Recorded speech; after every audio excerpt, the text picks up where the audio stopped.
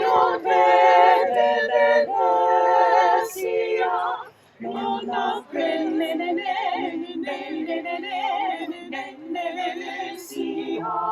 Hi everyone, this is Marsh Myers, and thank you for joining me for this video. As the summer winds down, so does the Renaissance Fair season, so I thought it would be a great time to talk about these fairs and their history in the United States.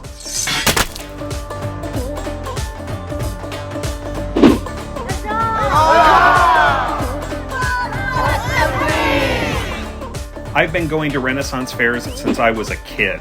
This is due partly to having a family full of historians, and partly due to my own fascination with medieval history starting when I was in the first grade. While I fully admit that Renaissance fairs may be an acquired taste, they have exploded in popularity during the last 2 decades, and probably a lot of attendees have no idea where they actually came from. If the modern Renaissance Fair has any antecedent in American history, it's probably the Chautauqua.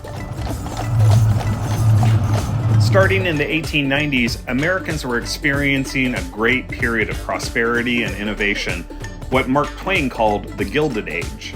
However, this renaissance of art, culture, and leisure was confined mostly to the larger metropolitan areas.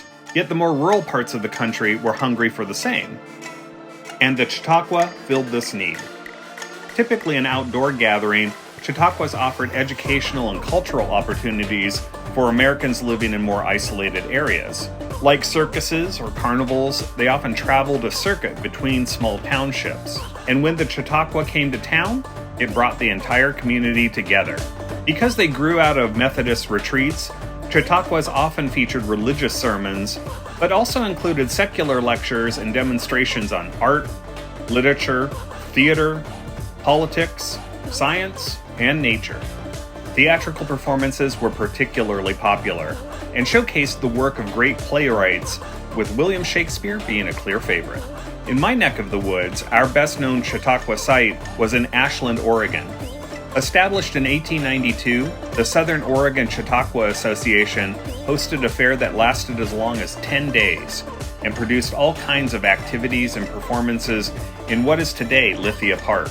The Chautauqua movement died out in the mid-1920s. But about 10 years later, a local college professor proposed turning the old Ashland Chautauqua site into the current Oregon Shakespeare Festival. The Oregon Shakespeare Festival carries on the tradition of performing Shakespeare plays, and the love of the bard's work and of Elizabethan times is still evident all over town. American Renaissance fairs in their current form may still have a lot of the same elements you'd find in a Chautauqua, including plenty of inspiration drawn from Shakespeare and Elizabethan society. Mark me!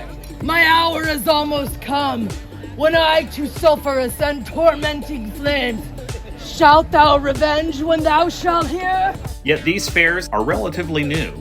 The first official American Renaissance Fair was held as a fundraiser in the Los Angeles area in 1966. It was so unexpectedly popular that the following year it was moved to a larger venue and became a regular event. The timing of this couldn't have been more perfect, as other forms of popular culture influenced by medieval history, including folk music, literature by the likes of J.R.R. Tolkien, and even role-playing games like Dungeons & Dragons, were increasing in popularity during the 1960s and 70s.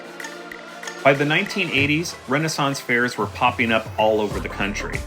Although these early examples were more rigid in keeping to a particular time frame and were closer to historical reenactments rather than family entertainment. Activities at these early fairs can still be found in today's examples, however, and would have included live demonstrations of blacksmithing, weaving, food preparation, music and dance,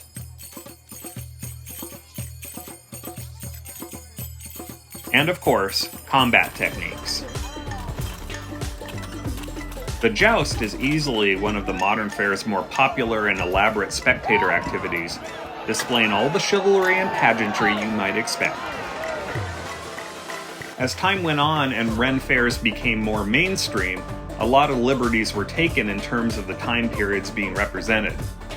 The Middle Ages and the Renaissance often blurred together at these fairs, and fantasy elements from books, movies, and even video games began to appear. Now, most fairs simply invite people to express themselves creatively, and most aren't shy about doing that. For me, the allure of the Renaissance Fair is partly my love of Shakespeare, partly my interest in medieval history, and partly my enjoyment of their theater, enacted in the moment and often between perfect strangers. As a storyteller myself, there's something quite delightful about that. If you enjoyed this video, please hit the subscribe button or visit my author's website at marshmyers.com. I am also an official affiliate for bookshop.org, a company which supports independent booksellers and authors like myself. Thanks again for watching my video and visiting my channel, and keep your eyes open for more upcoming features.